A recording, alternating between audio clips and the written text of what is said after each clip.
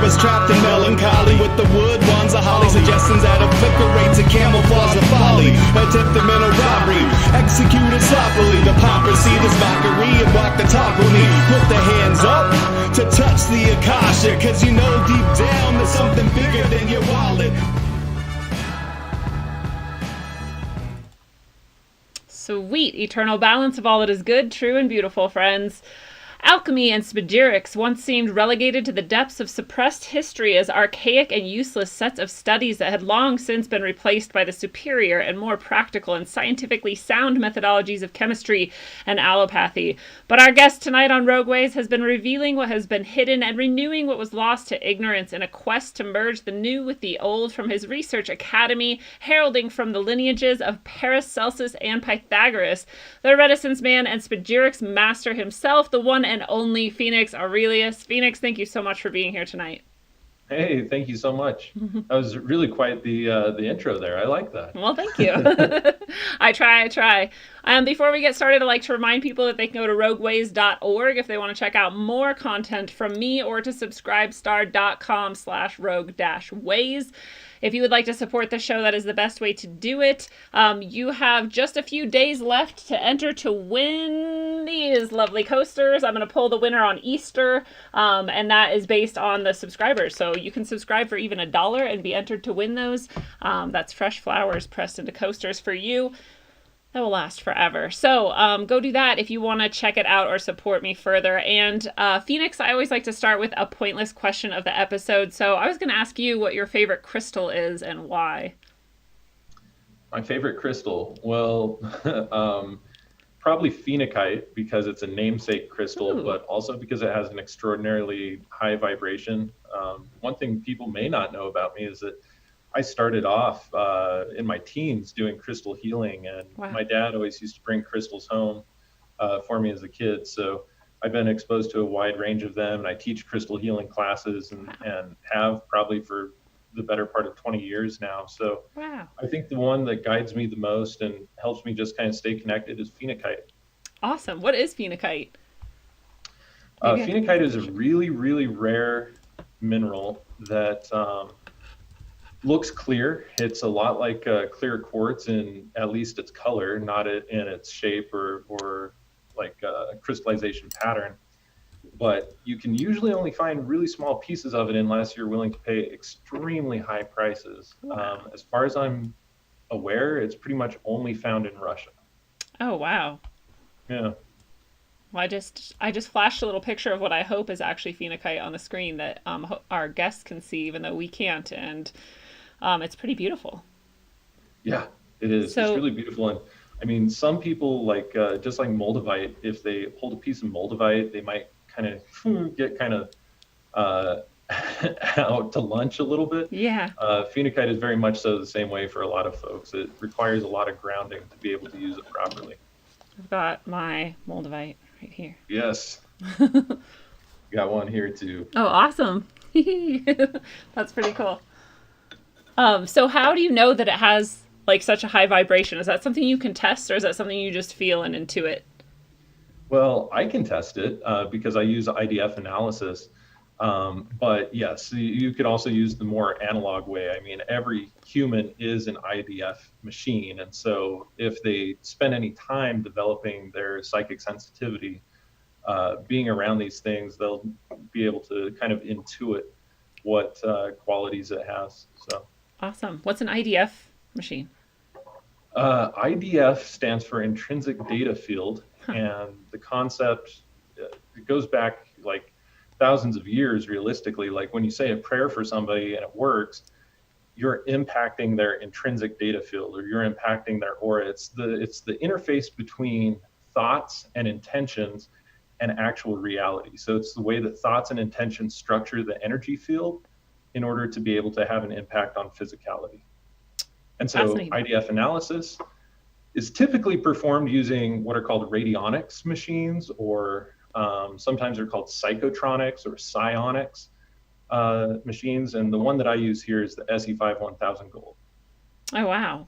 What is it actually? It's measuring radio waves, I guess? Well, you would think so by its name. Yeah, But no. no.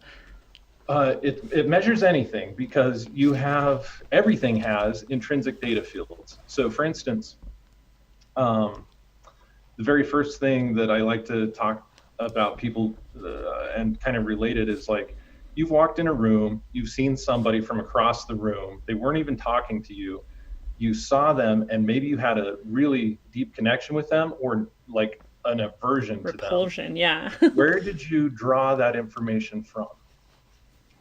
Well, the way that we answer that is that you actually drew the information from the intrinsic data field about that individual. We see and interact with so many different types of data that are not physical, not concrete, not even spoken, not even body language style, not visual, not audio.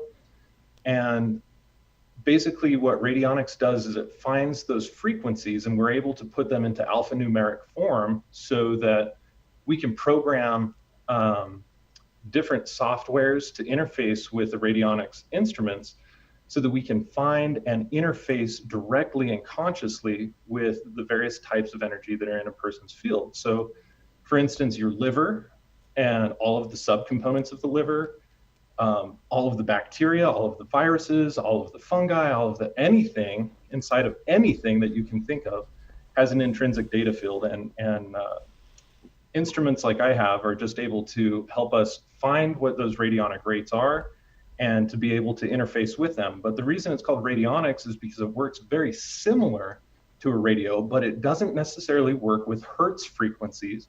It works with what are called radionic rates, which identify the energy signature of a particular thing. And so every person, everything actually transmits energy out to the ambiental environment, and it also receives energy from the ambiental environment. So it's a transmitter and a receiver. And so when we find the frequency, it's just like sending out a frequency from a transmitter to a receiver. And if you're asking a question, then the receiver transmits the answer back to the transmitter initially, and it creates a circuit. And that circuit is what is able to allow us to perform IDF analysis. And then we perform IDF balancing broadcasts to, in my facility, we do a lot of research.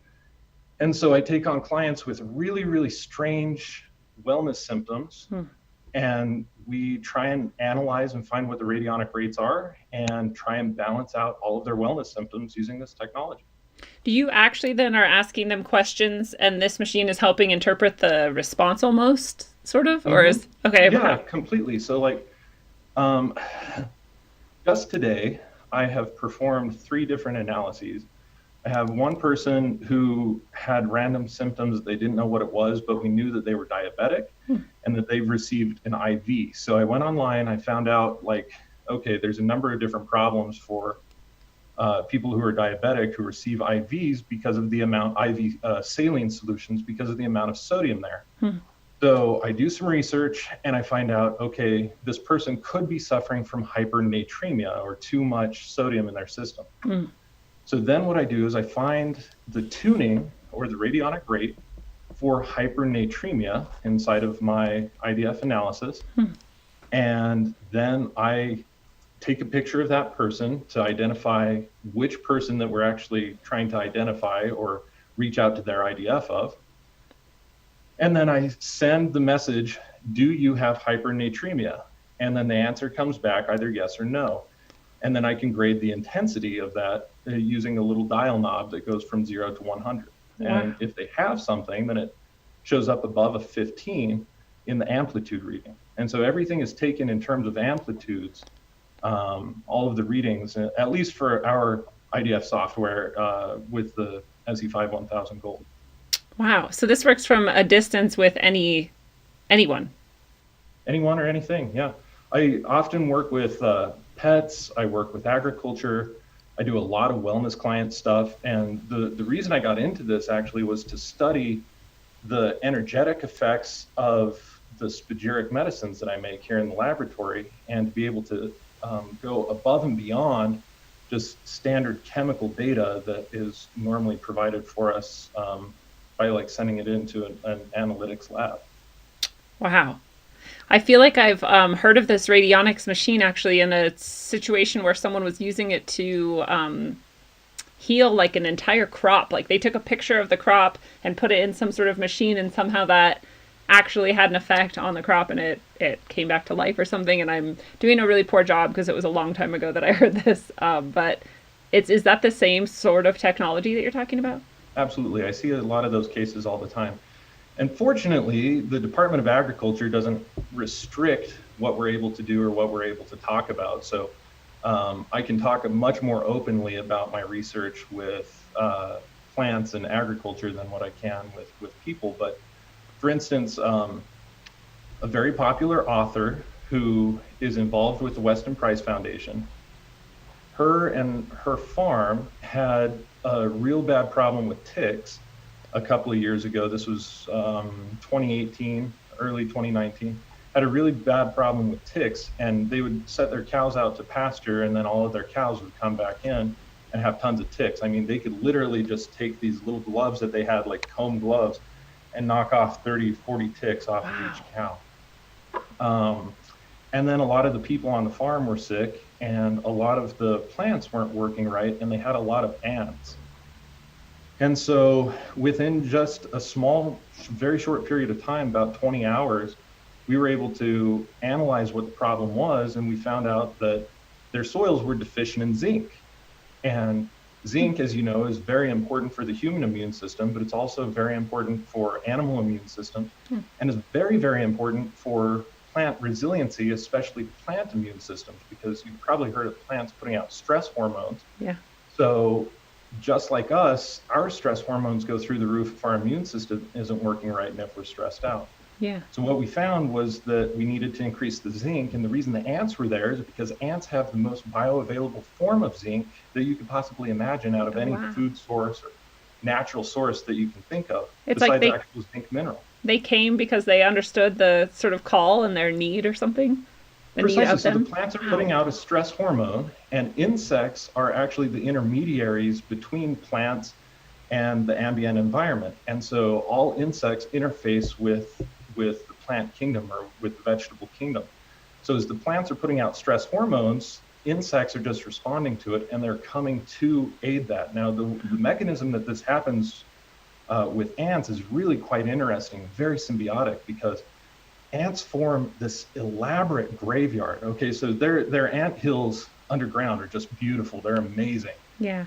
But they form these very huge, elaborate graveyards. And over multiple years of these graveyards getting filled up, they begin to decompose. All those bodies begin to decompose. And when they decompose, they enter into the soil via the mycelium, and the mycelia actually begins to spread that bioavailable zinc from the decomposition of the ants out through the rest of the yard and the garden, taking care of the zinc deficiency. So nature works on a timeline that doesn't fit for this agricultural season, but everything is constantly seeking balance. And that's kind of one of the ways that I've been able to see and really do some really deep investigation and understand things on a deeper level by utilizing this technology, actually, finding out that the ants are actually there because they contain zinc and they're trying to fix the issue.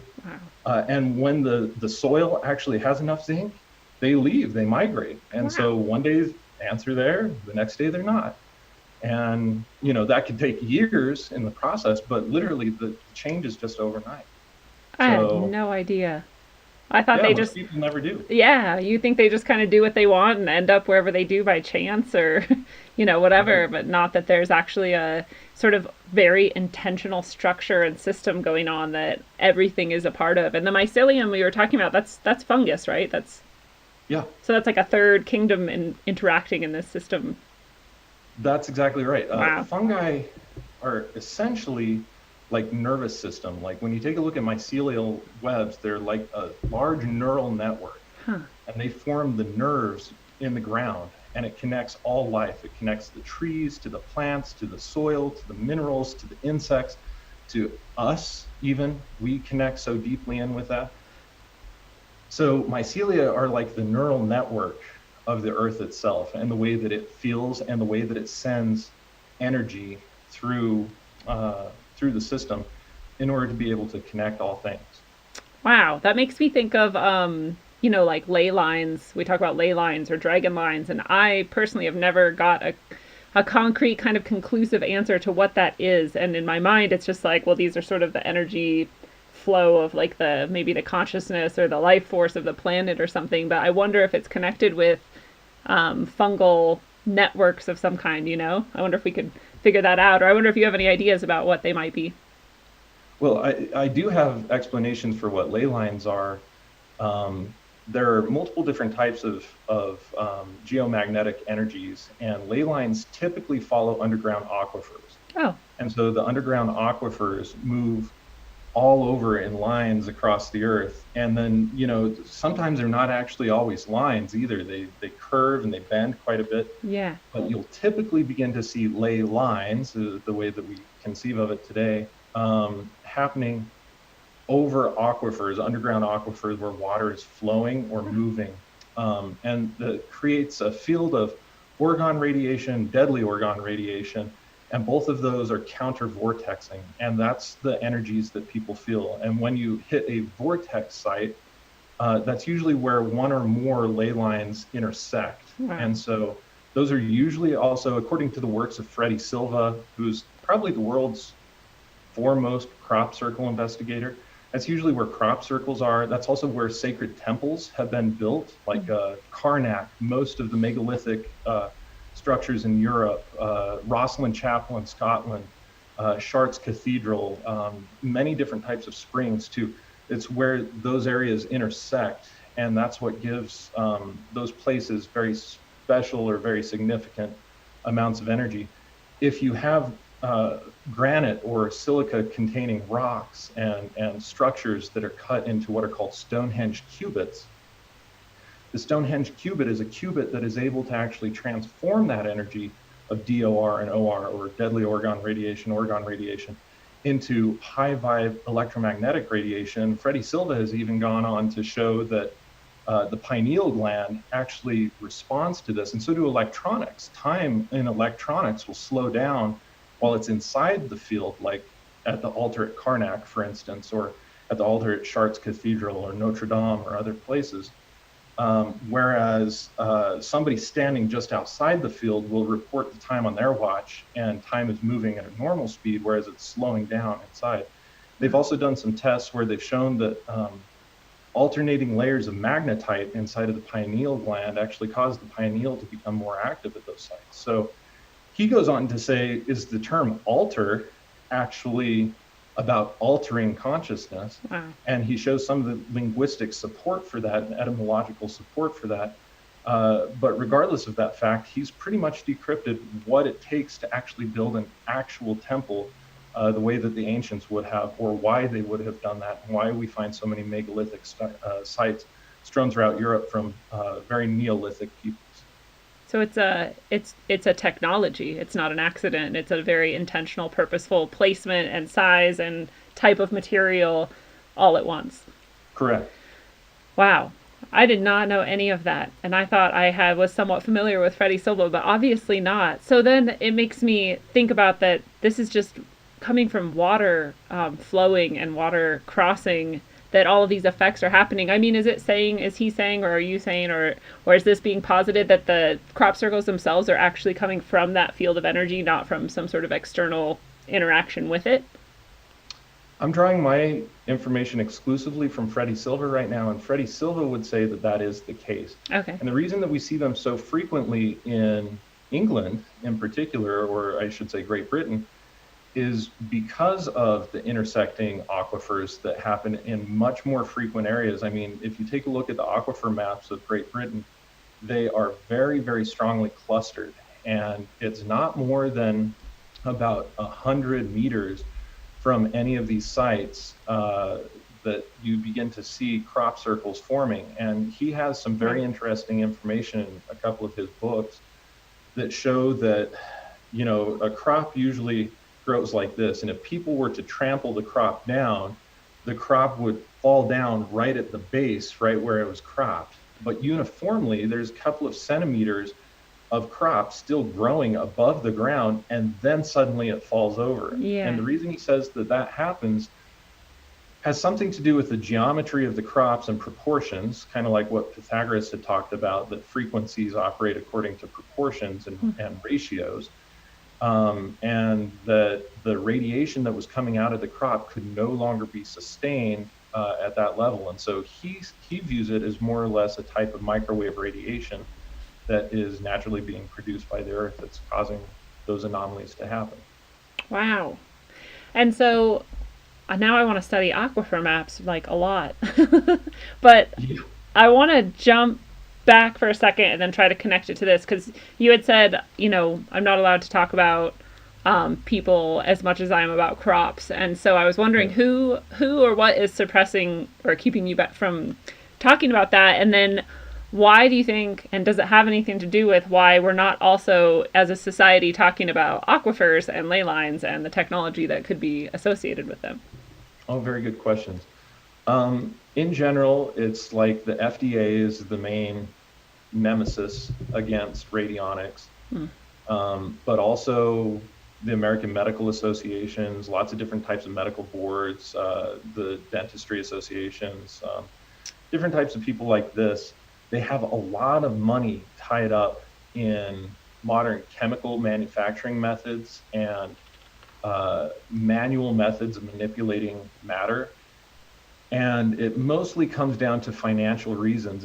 If it was really as easy as just finding and sending frequencies to things to fix things, then very few people would actually go out and buy a lot of the chemically manipulated medicines that, there are billions and billions and billions, probably trillions and quadrillions even, of dollars actually tied up inside of those industries. And so it's primarily financial that we're not able to talk about those things. And obviously, the FDA is really just in the pockets of pharmaceutical lobbyists.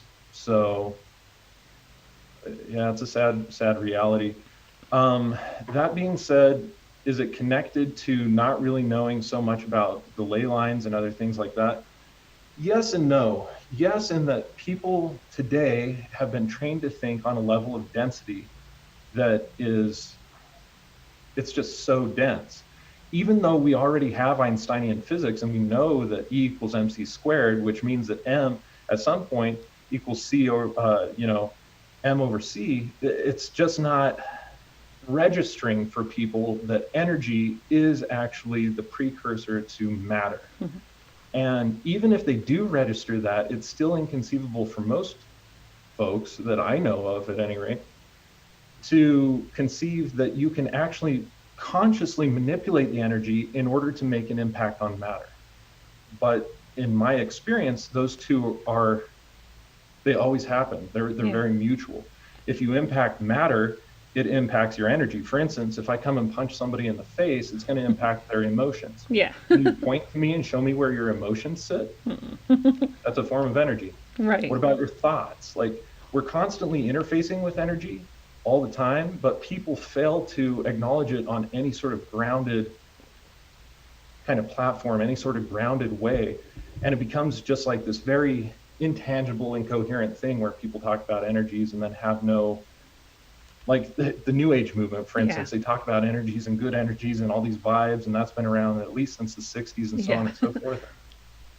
It's very hollow. They don't have any grounding for what they're talking about. And on the opposite end, there's people who are manipulating matter and being like, well, you could get into the subatomic particles and blah, blah, blah, blah, blah. And they just keep going deeper and deeper and deeper into subdividing matter. But there's a link between the two. And it's that link that is really, really potent.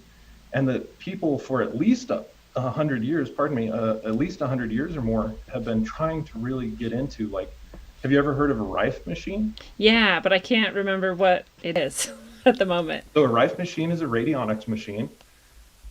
And they basically, Royal Rife was a doctor, Dr. Rife. Oh, he cured cancer. And many other things. I'm not allowed to say that out loud, though. He allegedly cured cancer. He was able to show it. And he did that with the Rife machine. He created lots of other frequencies too. Like, he found that there are these microscopic particles that you could look at. I can't remember the name of the microscope he was using. It was an invention that he created, though. But he was able to see that there are subatomic energy particles. For the layperson, they're as close as you can get to metachlorians, but he called them somatids, somatids, somatids. And somatids are essentially microscopic energy particles that are able to respond to energy and be able to structure themselves in such a way that they make way for the matter that they correspond to be able to change. And so it's like, Wow. it's one of those links.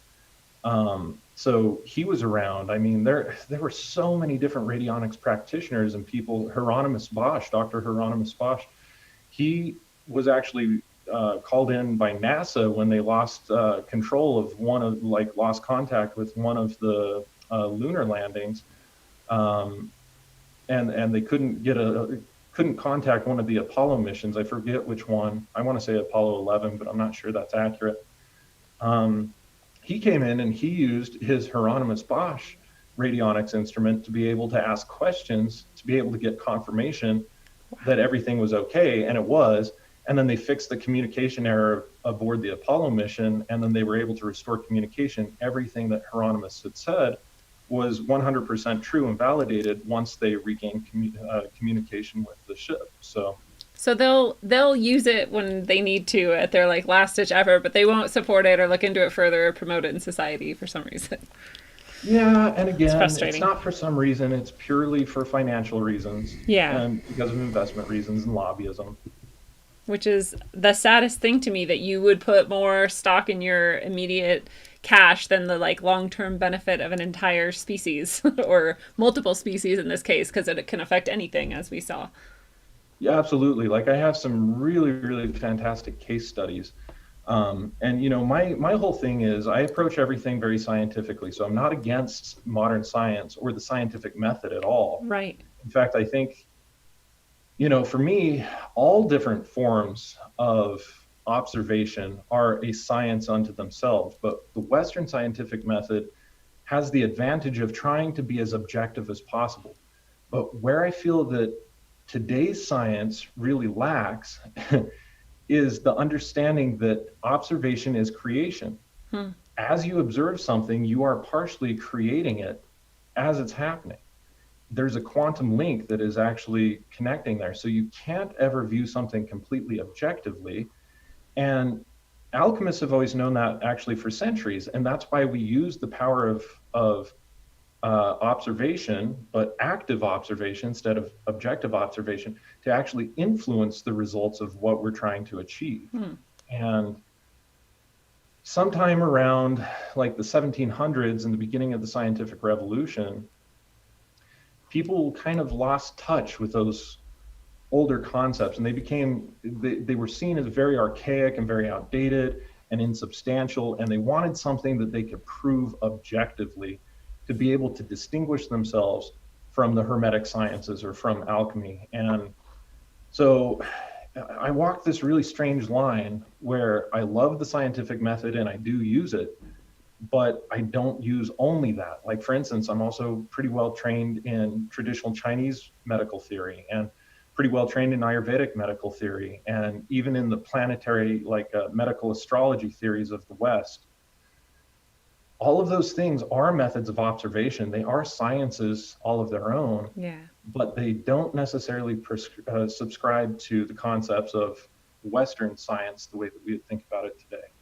So, yeah, at any rate, my case studies approach things from a mostly Western perspective, saying, if I do this, then what happens?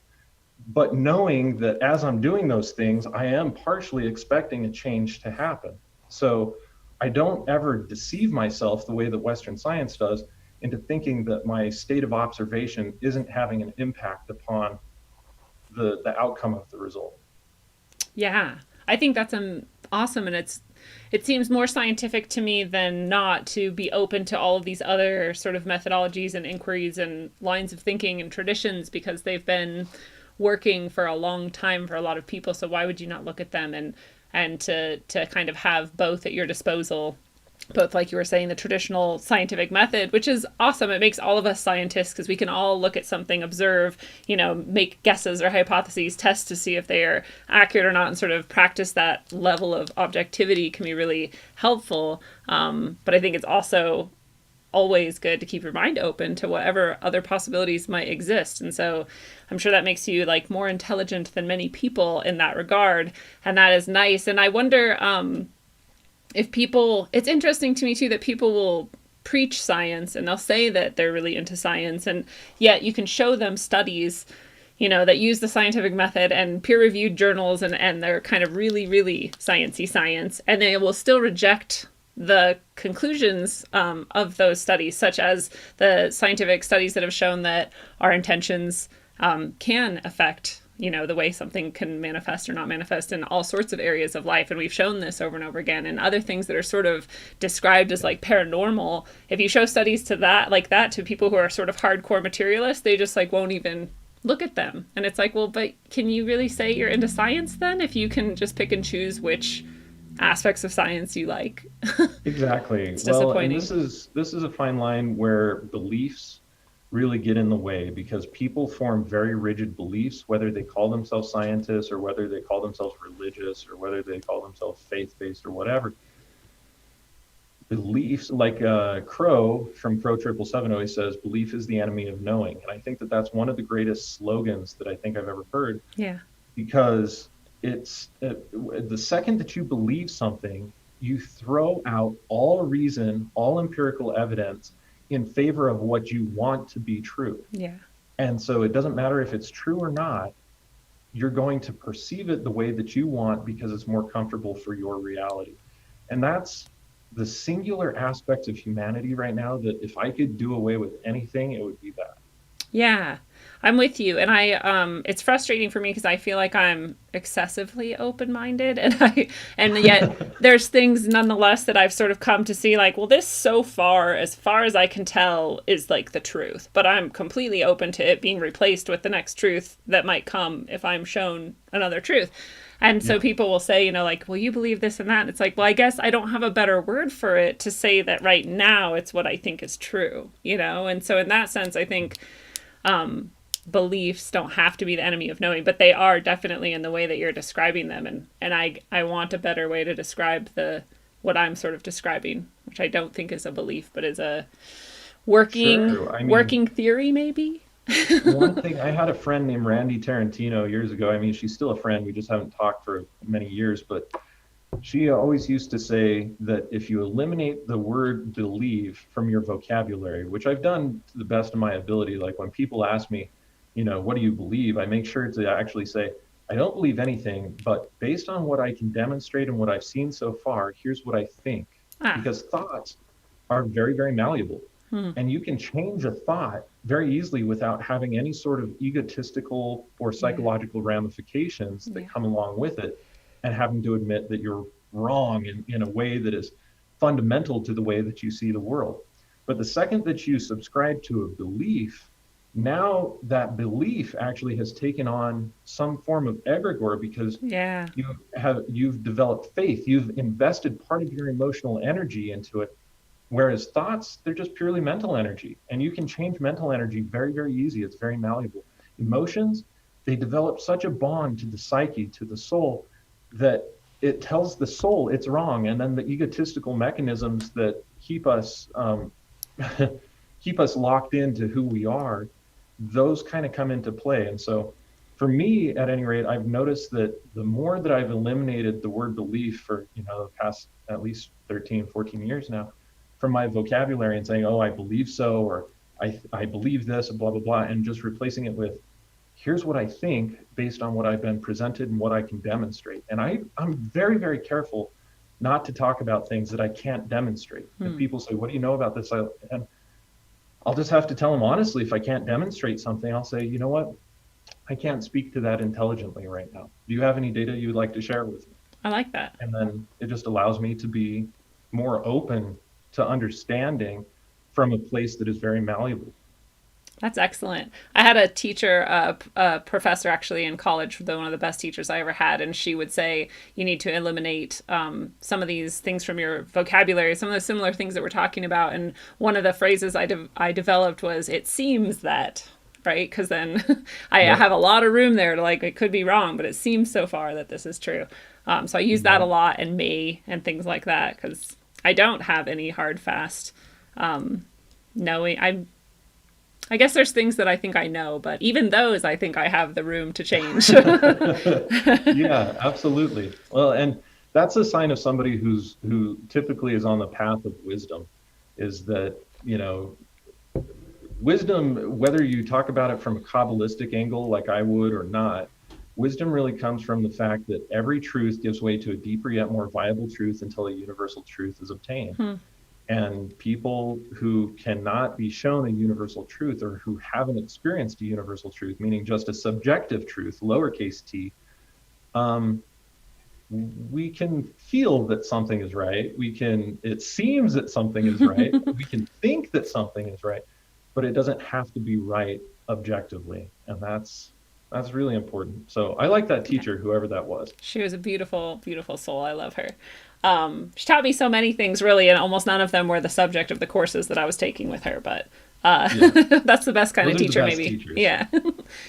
So I want to go back again, because earlier you said, I don't remember exactly what you were saying, but you brought up bacteria and viruses. And right now it's a really hot issue to talk about whether or not viruses exist or not. And it's very confusing to me, because I understand the arguments, some of the arguments at least, against them somewhat, not very well. But I also don't have other language to describe that, like, there's still something happening. So where do you stand with the debate and the idea of viruses or not, and how would you describe it otherwise, if you were going to? Sure.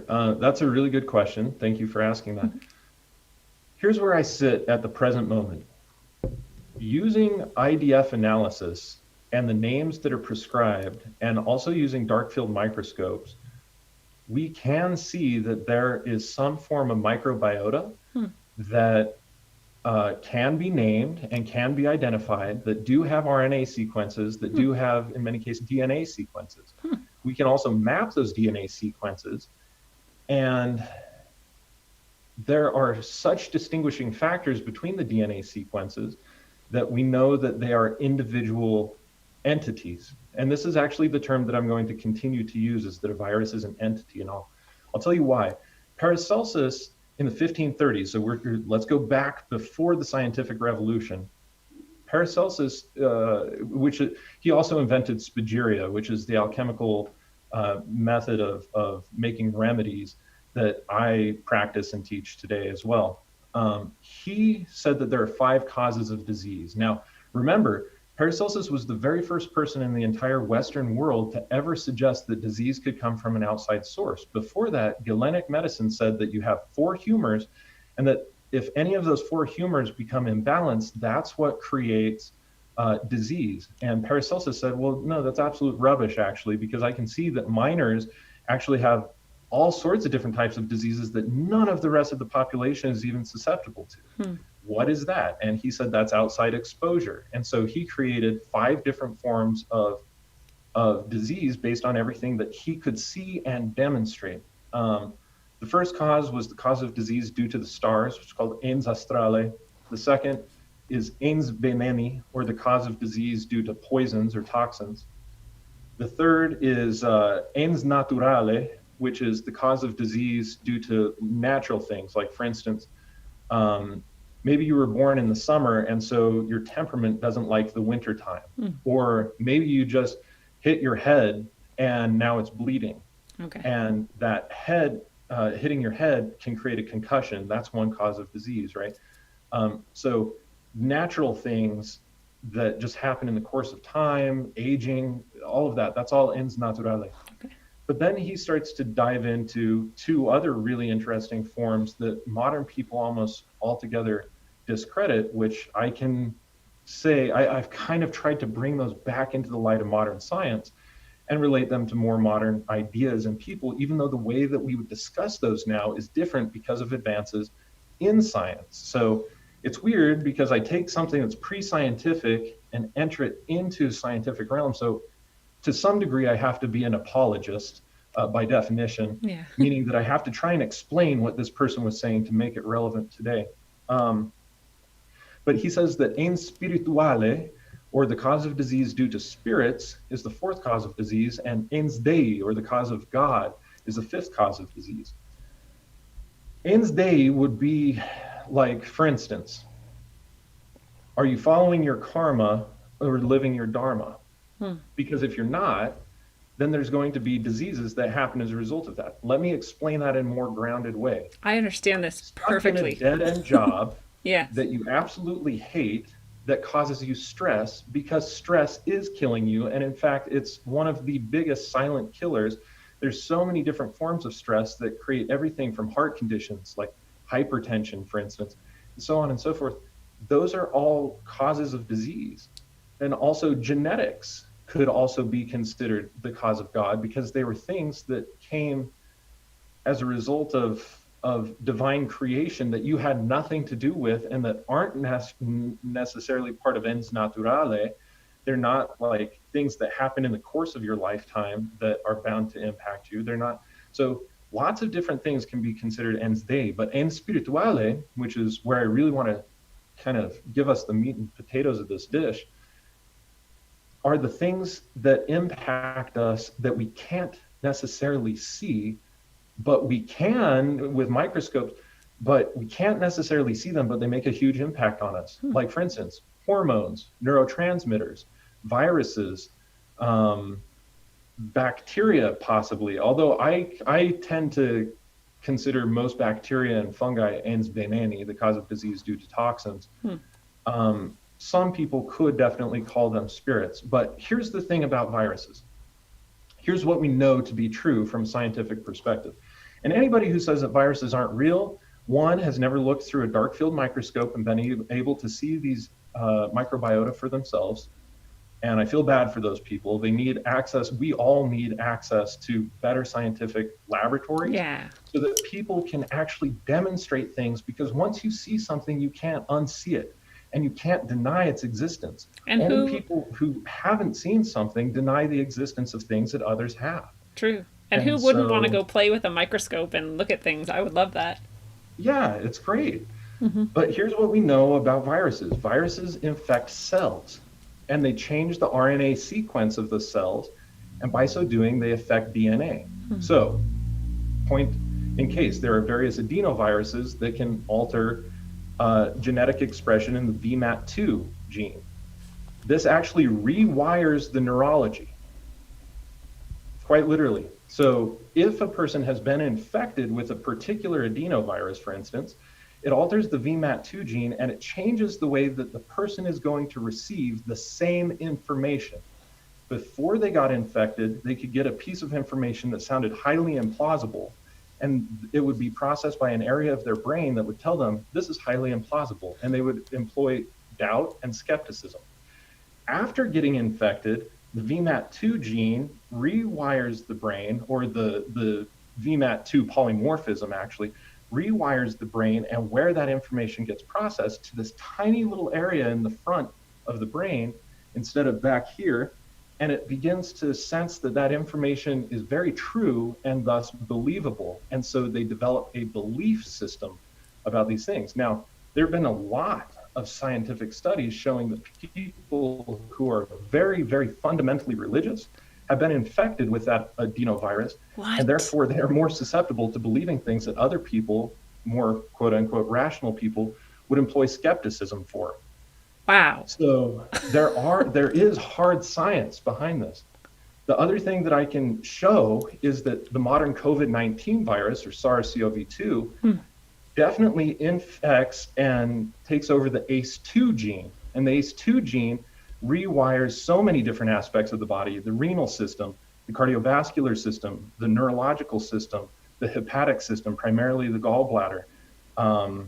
It seems like I'm missing the pulmonary system with the lungs too. It actually rewires the way that these work. So if a person gets infected, it stresses out that ACE2 gene, and it actually creates a polymorphism inside of the gene. And what that does is it makes somebody much more susceptible to things like myocarditis, or to pulmonary failure, or to cystic fibrosis, or to having gallstones, or gallbladderectomies, or so many other things. And again, we have hard science on this.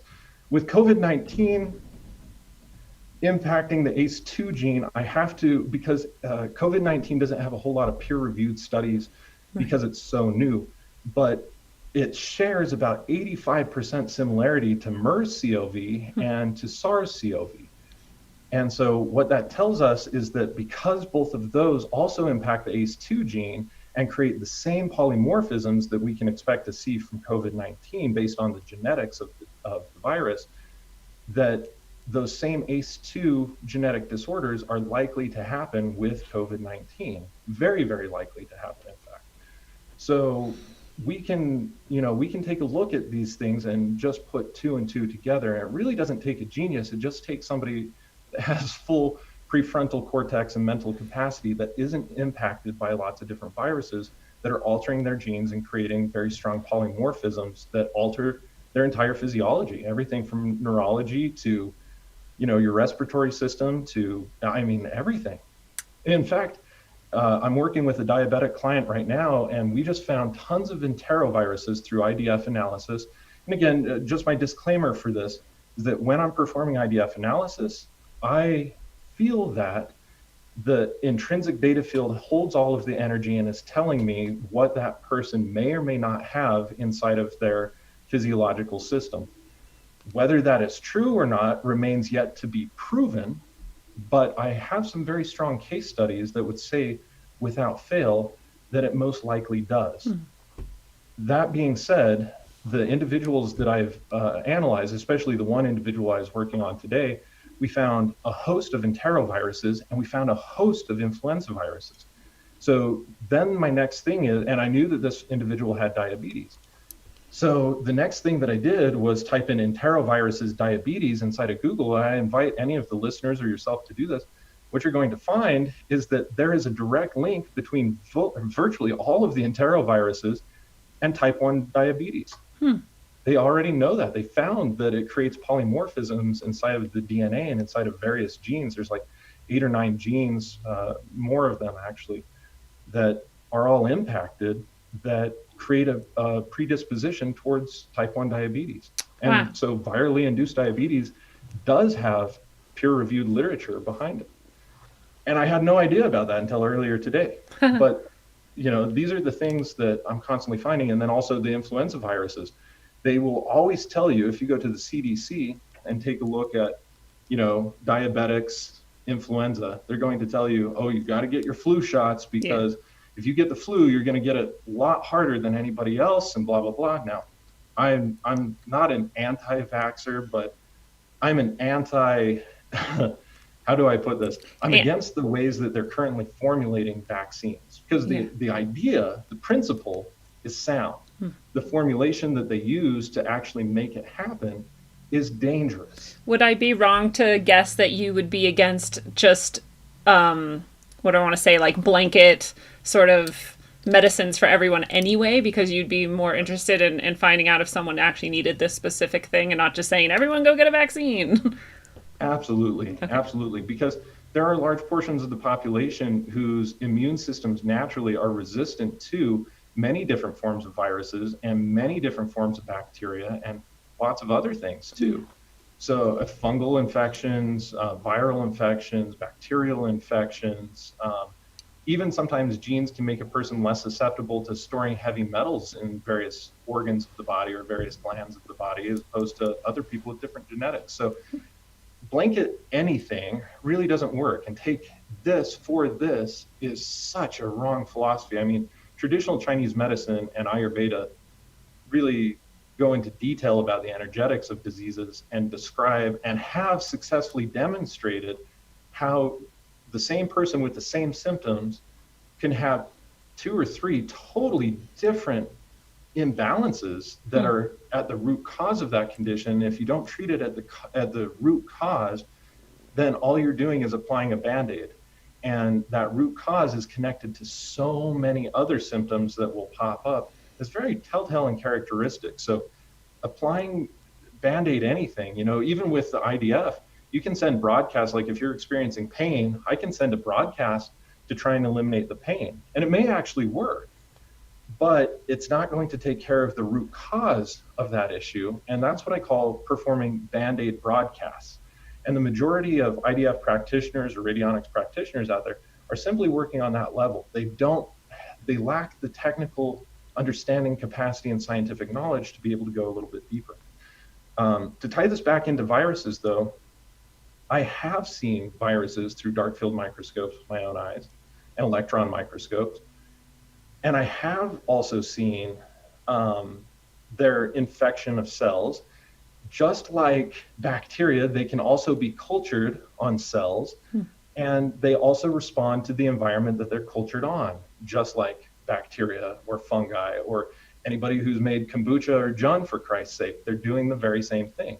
They're culturing a material, and you can begin to see the way that they work. So are they physical? Are they actually real, quote unquote? Absolutely. Do they create infections of cells?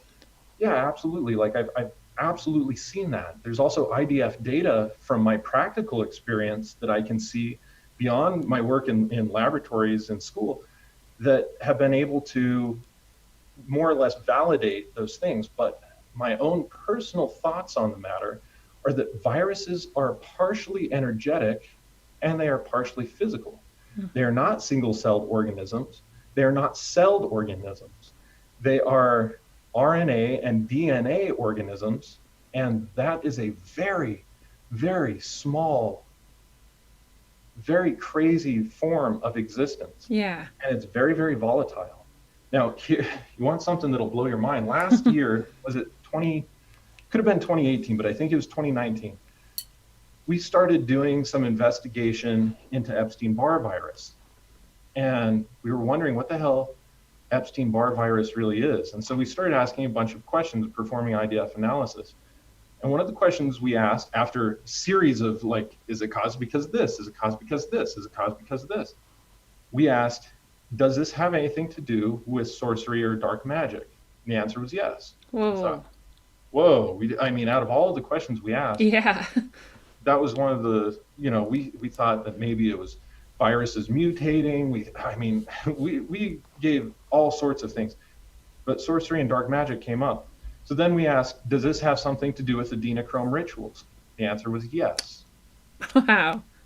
And then we went ahead and kept asking more questions, investigating into the nature of EBV. Well, it turns out that people are susceptible to EBV if they've engaged in immoral behavior or behavior. When we define immoral through IDF analysis, the most close definition that we offered that it confirmed was, because we can only ask yes, no questions with this, okay? Yeah, okay.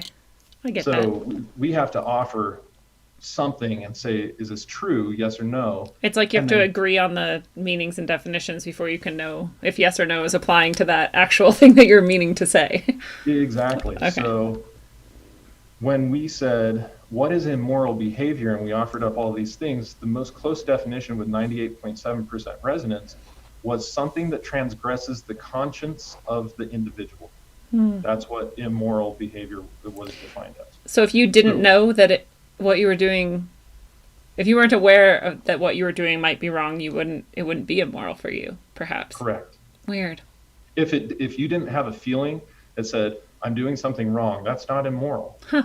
Immoral means that I know what I'm You doing know is it. wrong, and yet I'm choosing to do it anyway. So individuals who do that latter thing open up an energetic portal to become susceptible to Epstein-Barr virus. Wow. Now, scientifically, Epstein-Barr virus was, I think, identified first in 1964 by doctors Epstein and Barr. And there's another researcher, Heidelman, something like that, who was in that whole project too. And the way that they found it was by isolating cancerous cells from these individuals with really strange carcinomas, I believe it was carcinomas, in Africa, actually.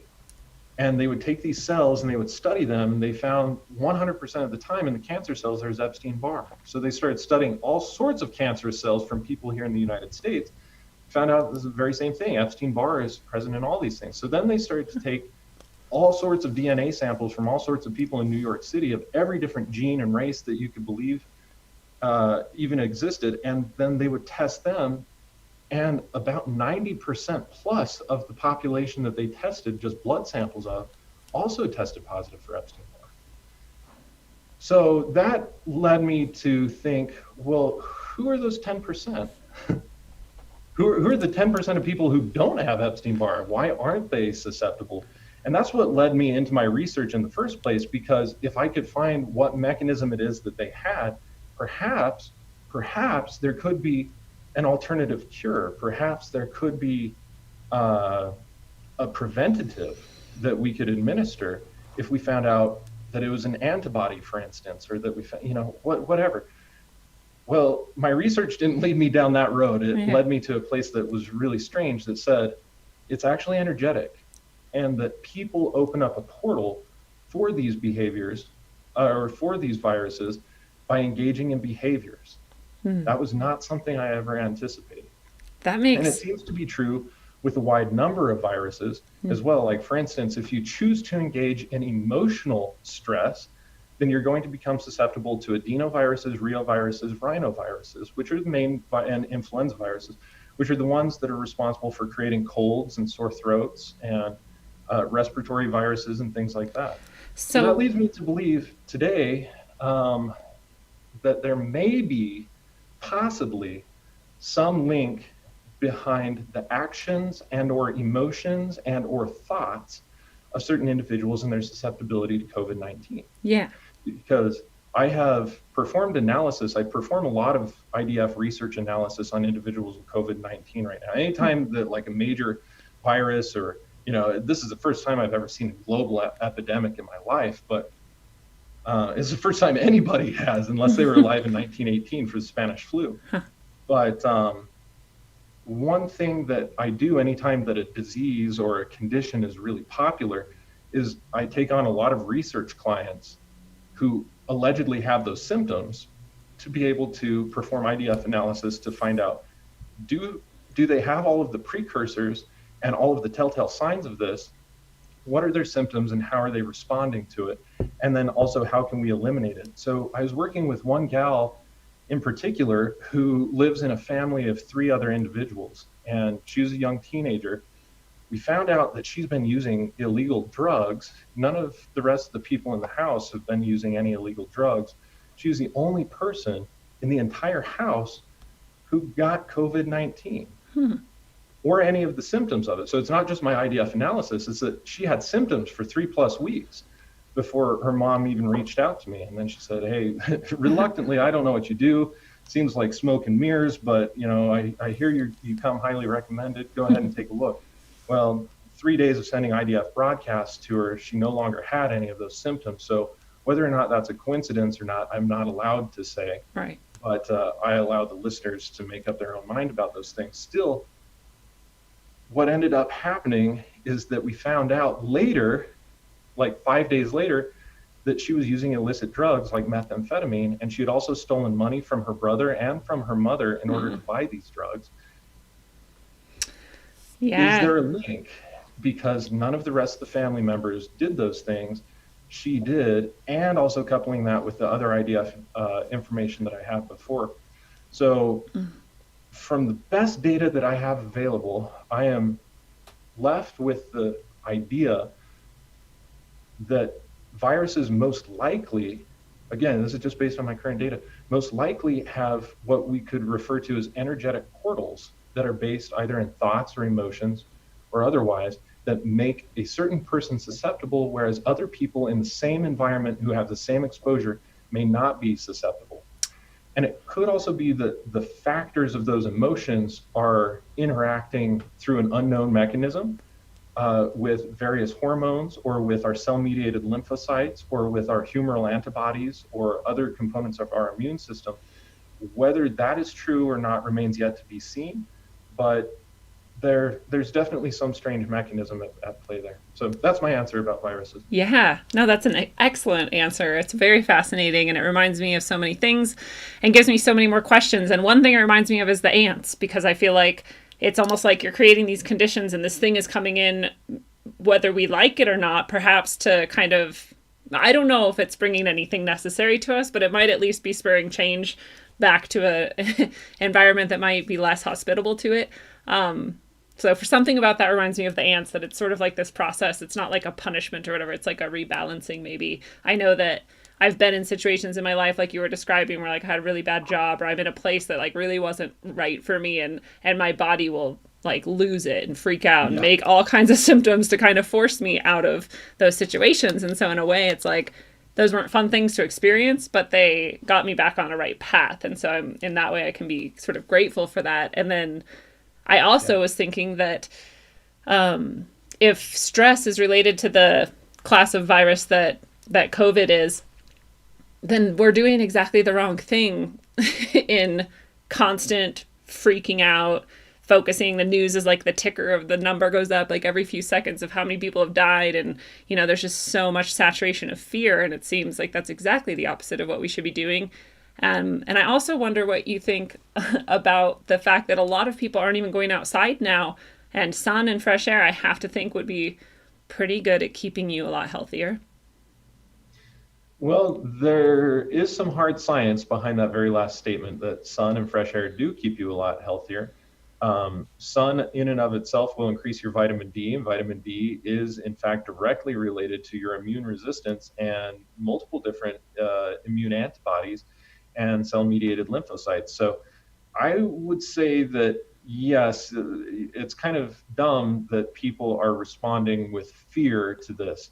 There's two angles of this, though, from my perspective, and this is just my perspective right now based on the best data that I have available to me. One, just like anything that cultures, whether we're talking about viruses, fungi, humans even, but viruses as well, a virus cannot exist without having a proper culture. And because people are the culture, human cells are the culture that this virus feeds on, having cross-contamination with other individuals does increase very strongly the likelihood that the virus will continue to find more suitable habitats for its culturing, which is the survival mechanism of anything with DNA. Everything wants to survive, and the basic survival mechanism says, I want to stay alive. So it will do anything that it can to be able to try and do that. The virus itself doesn't perceive itself as being a bad thing, and probably the virus itself is not a bad thing. And in fact, there are some viruses that exist inside of human bodies that I've noted through IDF analysis, and there's some science, there's not conclusive science on this, but there is some science that would point to the fact that viruses are attracted to individuals who have the highest amount of heavy metals and foreign pathogens inside their body, which, like we were talking about with the ants, it could be that your body is putting out a signal that says, hey, we need this to bring us back into some form of balance. I'm not going to throw that out. Yeah. In fact, that seems pretty plausible to me. But the same thing with COVID-19, the more that you go into fear, or the more that you go into anxiety, stress, etc., those things are not good. And the reason that I personally feel that we have such a high death rate and infection rate in the United States, well, and all over in the Western world as well, because Korea has maintained this pretty well. They're exhibiting a lot of social distancing, and the lifestyle isn't nearly as stressful. The more high-paced and the closer the people are, especially in Italy, you can't swing a cat without hitting somebody else in Italy. In New York City. Yeah, in New York City, exactly. I have 5 clients, including their baby, that I've been working with very closely who all had COVID-19 symptoms. What's interesting is the 2 women really didn't have hardly any of their IDF reading or any of the symptoms very badly, whereas the 3 males did. This would have been grandpa, father, baby. I've heard that males are more affected. Yes, and in this particular case, this is the same grandfather, is the same client I was working with who has diabetes and is undergoing ketoacidosis. Now, there's a really high morbidity rate, comorbidity is what they call it, among individuals who get infected with COVID-19 who are diabetic. And this was before this whole outbreak. This really wasn't studied so much, why SARS-CoV would have killed diabetics more or other things. But now with SARS-CoV-2, we're seeing the comorbidity rate, which has driven people to say, well, what's the common denominator between SARS-CoV-2 and diabetes? It doesn't just come back to the ACE2 gene, but it also comes back to co-viral infections, or a viral co-infection would be another way of saying that, meaning that there are multiple different viruses impacting and stressing out the immune system.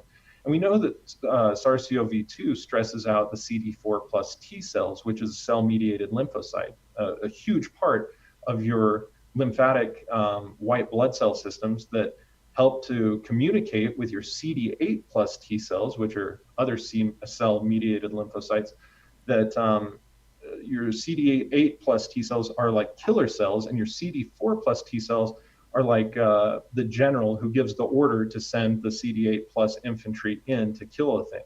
So if the general gets taken out, the soldiers aren't going to war.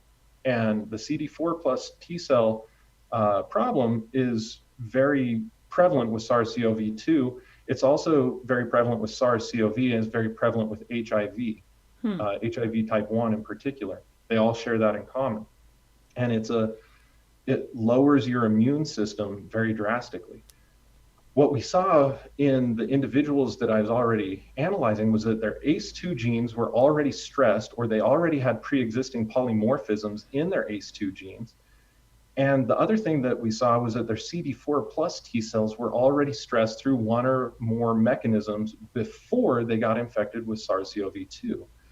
And so it does appear, based on the best data that I have, that viral co-infections, or any sort of co-infection actually, could very likely create a susceptibility to catching a virus or having a virus impact them to the point of death, morbidity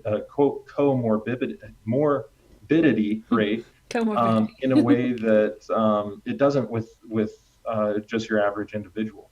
So yeah, I think that that's really fascinating. I've explored a lot this week, having had like 9 or 10 clients that have approached me with COVID-19, and being able to take a look at the genes that my IDF analysis might indicate that they have, and taking a look at the infections that they have and co-infections, whether they're fungal or bacterial or viral, and being able to see what types of effects are they having.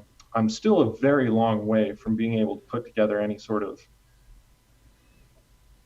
solid kind of postulation about it, but I'm seeing some very interesting things.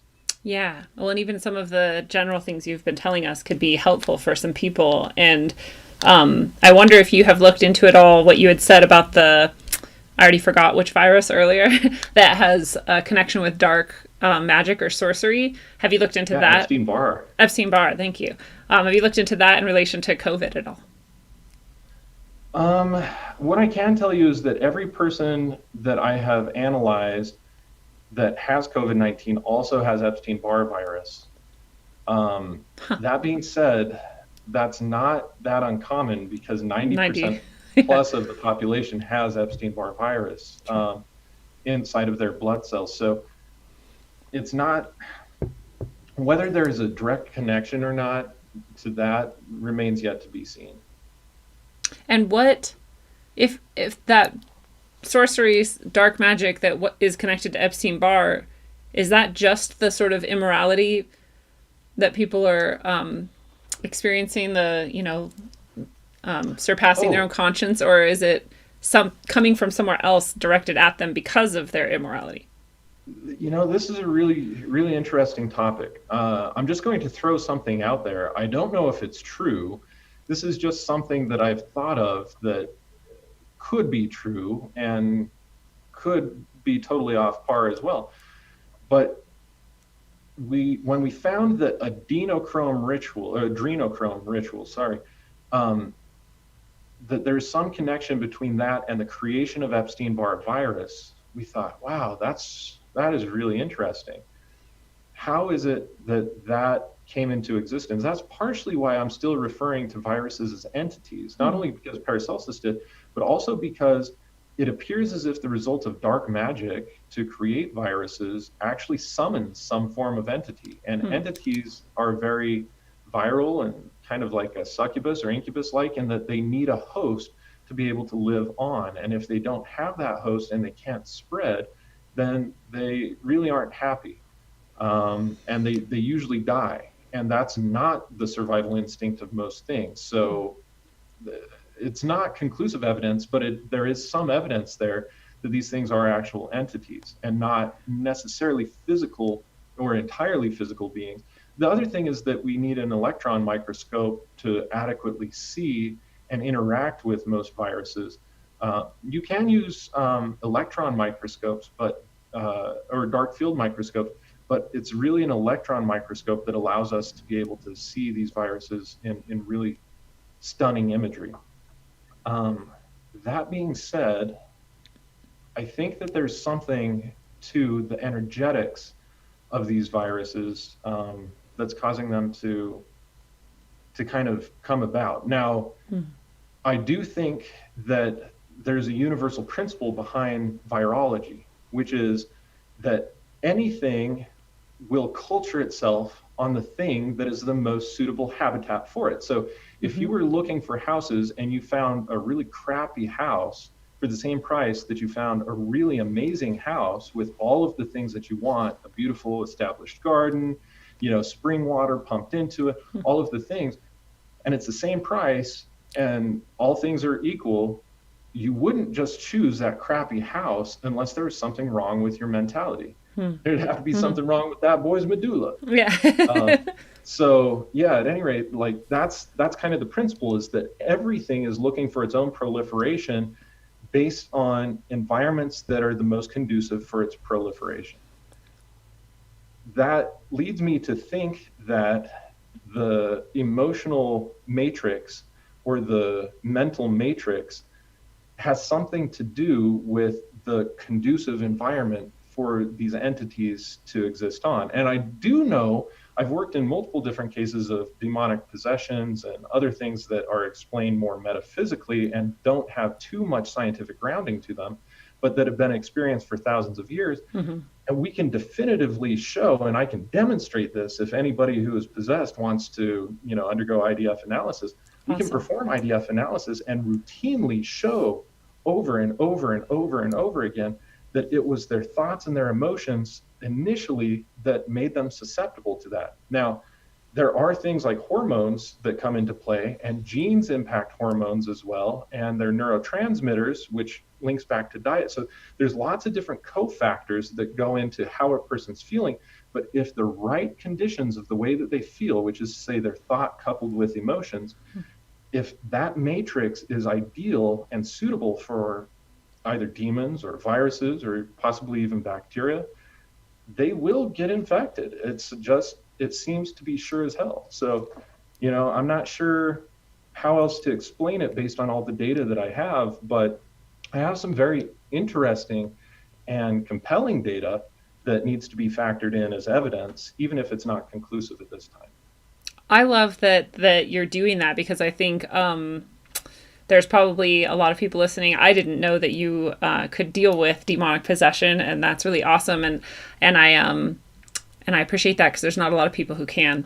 And I also was thinking about the last time I was sick, and I'm not sure if it was COVID-19 or not, but it was in November, the end of November. And I feel like it was. I could be wrong. Obviously, I'm not a time traveler and I can't go back and find out. But it was the first time that I was sick with, because I haven't been sick in a really long time.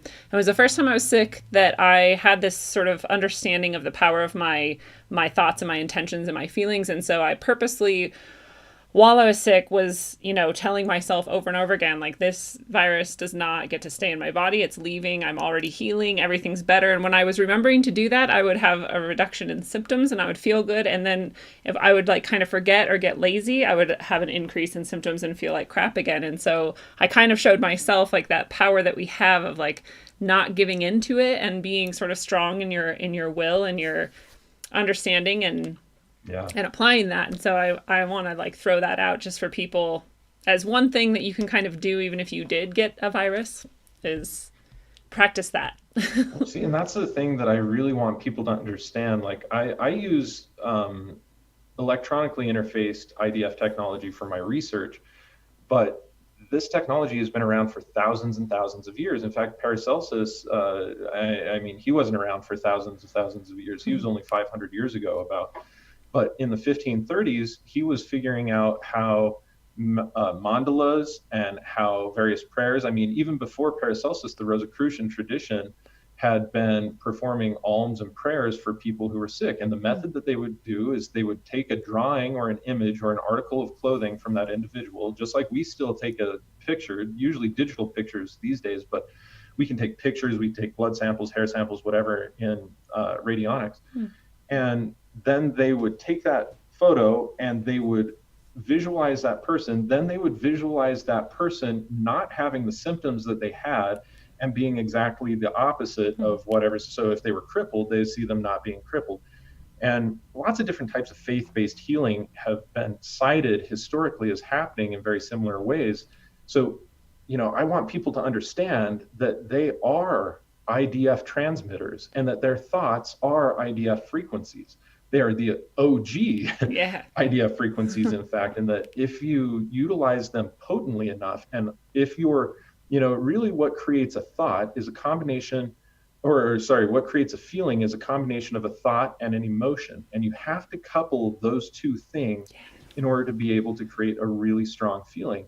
So if people are able to hold the imagery and the feeling of those things while centered on themselves, they can create enormous turnarounds. And in fact, a large part of mentalism, or a large part of psychic healing, like I have history studying with the Berkeley Psychic Institute, or at least some of the courses by Louis Bostwick. I've also completed some of the coursework of the Mastering Alchemy program by Jim Self and a couple of others. I don't necessarily advocate that others go out and do those things, or that I'm really tied into those organizations, but they're things that I have definitely experienced. And the main common underlying principle behind them is that you have to be able to strongly hold visuals and feelings really strong in order to create psychic healing. I've seen some extraordinary turnarounds long before I ever had IDF technology in my life, where I eliminated a lot of the health conditions that myself and other individuals were experiencing just through what we would call today like energy work or psychic healing alone. So just like your own experience with that, it's very real. And the more that, it's just like a muscle, the more that you exercise that, the stronger that it gets. And then the more capacity you have to be able to take on things that are quote unquote heavier in that realm. And it really just takes time, dedication, and focus, just like anything does. But yeah, like everybody is using IDF technology all the time. They're constantly receiving intuition, whether they choose to actually listen to that or shut it off. Even notice it. Even notice it. That's all a different thing. But all of those technologies have been around for thousands of years, and they were relied on in ages former to our own. In a much more prevalent way than what we have today. And today we've just kind of been drowned out, I feel, by what I would call very dense technologies, things that if you can't touch it, it isn't real. And so people just stopped even trying. They didn't ever look into it seriously, or if they did, it was like they looked into some hokey resource about it and didn't actually do enough historical research in order to find out what the practices actually were that people were doing, or how they would do them, or why they would do them, and what types of effects they might have. Because if they did, they would find that there's pretty substantial evidence that those things work very frequently. Absolutely. Yeah, I wish people would look at that with an open mind, because it would change everybody's life almost instantly. And it's like those basics that you laid out, I think, are the sort of basics of like magic or whatever. It's just the thought and the intention, that visualization coupled with an emotion and maybe even an action involved all at once is like, that's the formula, and anyone can take that and start to apply it, like you said. And the more practice you have, I think, especially in the visualization, like you were saying, if you can hold that firmly in your mind, because I didn't realize for a long time that some people like don't visualize or can't visualize easily. But I think even if that's true for someone listening, that you could start to practice it, right? Like, just close your eyes and start to visualize very simple things maybe. And try to hold them in your mind as long as possible or something. But what you definitely don't want to do is practice doing that with something you don't actually want to see in reality. Yeah, absolutely. That's very true. But yeah, it's just like, to make that really grounded, it's the exact same principle as going to the gym. Sometimes people can't even put up the bar that you put the weights on. So if they come in and try and lift the same amount of weight that I'm capable of lifting, it's not going to work for them. Why? Well, because their muscles aren't toned to that point yet. But if you start where you are and work your way up, then you can get to an ideal rate for you. And your ideal rate may not necessarily be the same rate or even capacity as other individuals, but it's still going to be a much greater capacity than if you never flexed or exercised that muscle at all. So yeah, it's just about getting on the path and working at it. Anything that you set your mind to, you're capable of achieving. And that's just a universal principle. Absolutely.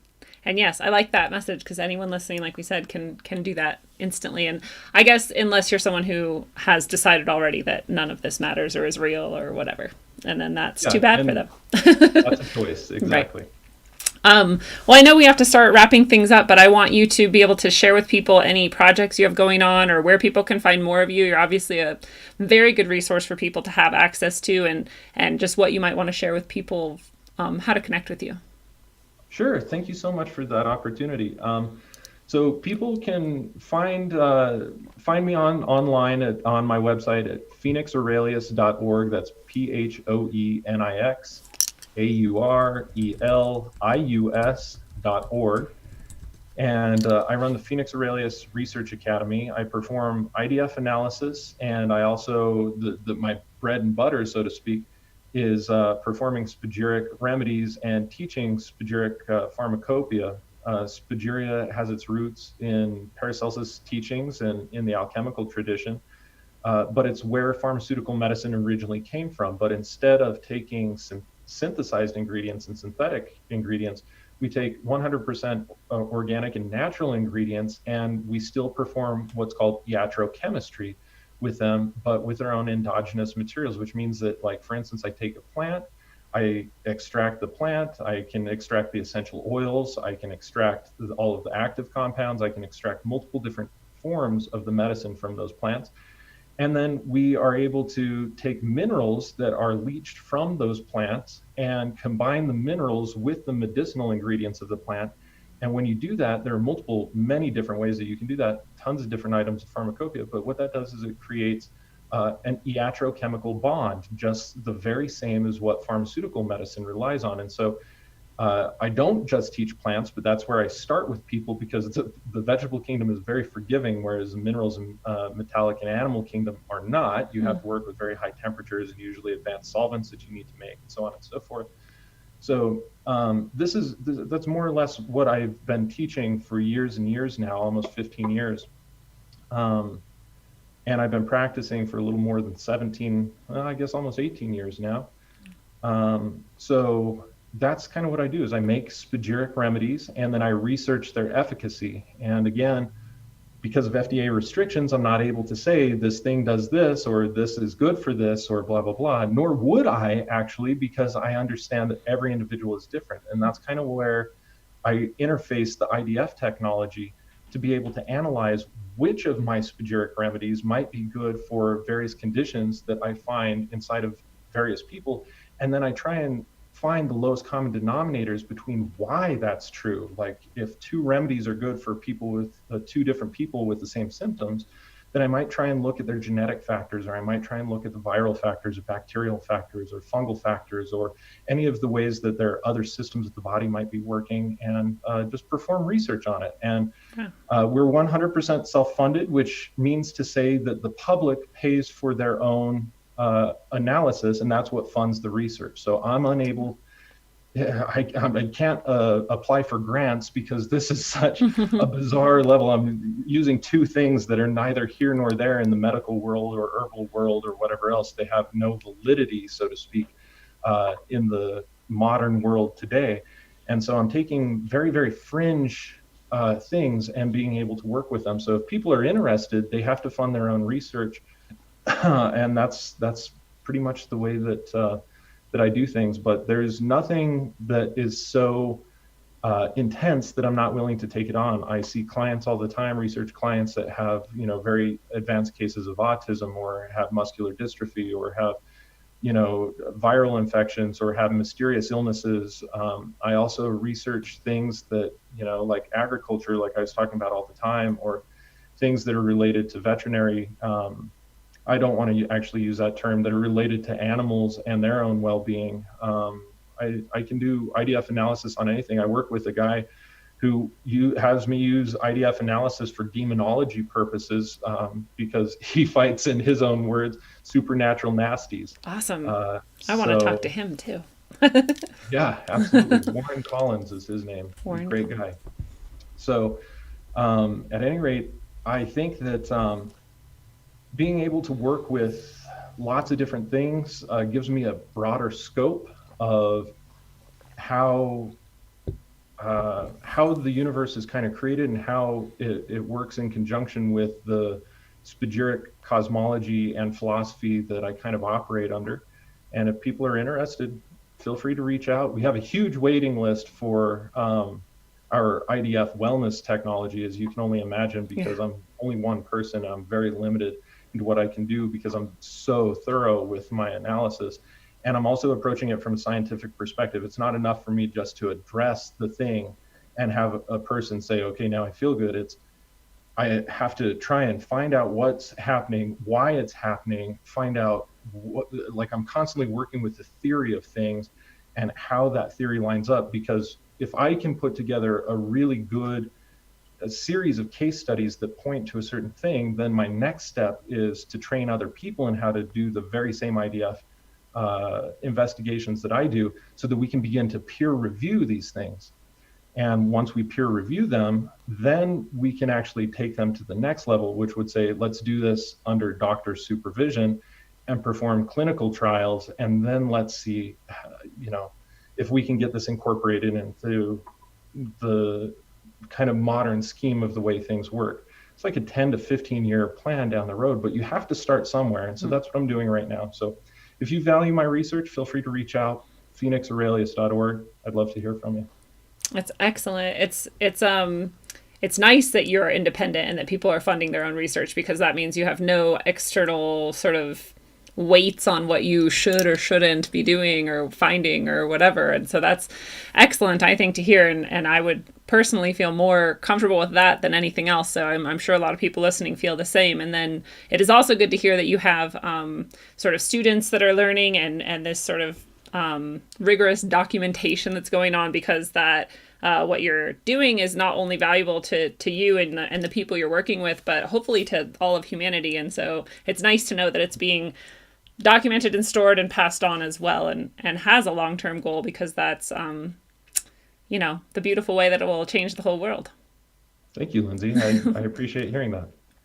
Awesome. Well, so I know, again, that we have to close things up. So I always like to ask people at the end what your sort of final words of wisdom are, or any thoughts you want to leave people with, or maybe advice, or what you want to leave people thinking about.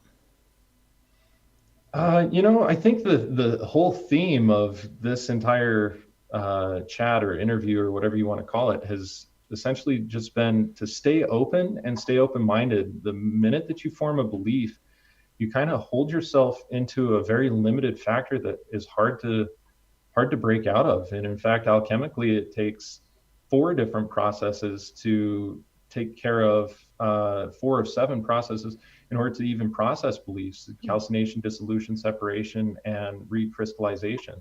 So the more that you stay malleable, the less that you have to break those things down and exert lots of energy and break apart the ego. If you just stay open from the get-go, then you have a lot more opportunity to grow and to learn and to evolve in a much more quick way. So if you're interested in evolving quickly and undergoing, conscious evolution, then just stay open and be an observer. Keep your eyes open, keep your ears open, don't believe things, and just make sure that you can demonstrate whatever idea it is that you might have before you open your mouth about it, because that's what makes an informed society and an informed member of any society.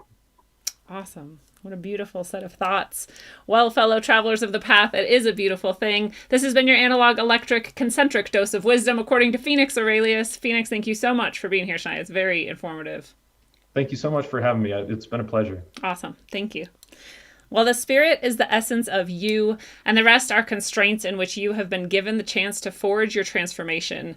In the ultimate realm of self, your nigredo and albedo are the processes by which you can transcend and reemerge a more perfect union, replete with ascendancy and wholeness. So until you break yourself down, separate out the elements, and recombine the essence into your own perfection of self, travel well, aim for balance, and always look inside first. Mwah. It's a one-on-one lesson, so do your homework. Make your dome hurt while up on earth. My bones are blessed from holy dirt.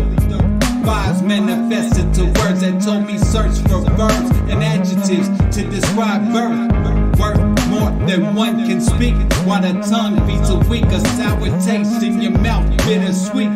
Words can also kill you when you sleep. Mind condition, low frequencies while the subconscious mind listens. I can tell a vision filled with lies, disguised as truth, and spread it like the word to the youth. Watch the tube.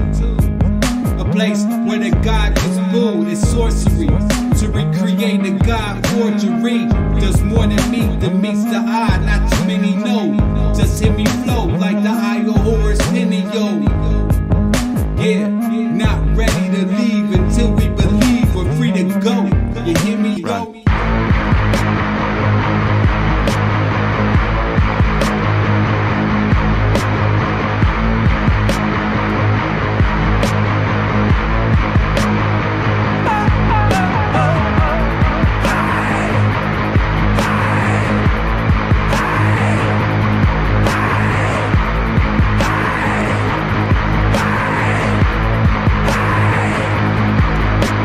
Sculpted from the ether, the material will eat ya. Stuck on this plane, lanes use jet fuel to greet ya. The dimensional 3 ain't beating me on top of the 4th. Didn't climb Jacob's ladder to squab with a sword. Forged with Yggdrasil, branched out. Try quiet your lamps now. Ascension past the matter, that they slam out they damn mouths. We ain't on land now, but they under, over, in a stand. Sacrificing wisdom, hoarding dumber, kosher, wicked hands. Putting faith in worthless worship of the mortals. Artificial portals, mass ingestion of the black goo. Bioengineered morsels, conversing with machine elves. Bypassing maggots, they stuck on Android screens now. I'm scrolling emerald tablets. Moloch living lavish, off the backs of the savage. Them clasped hands at the Sabbath. Smack of energy damage, they done twisted the tongues. But nanotech in the lungs, the awakening's begun. All they really can do is fucking run.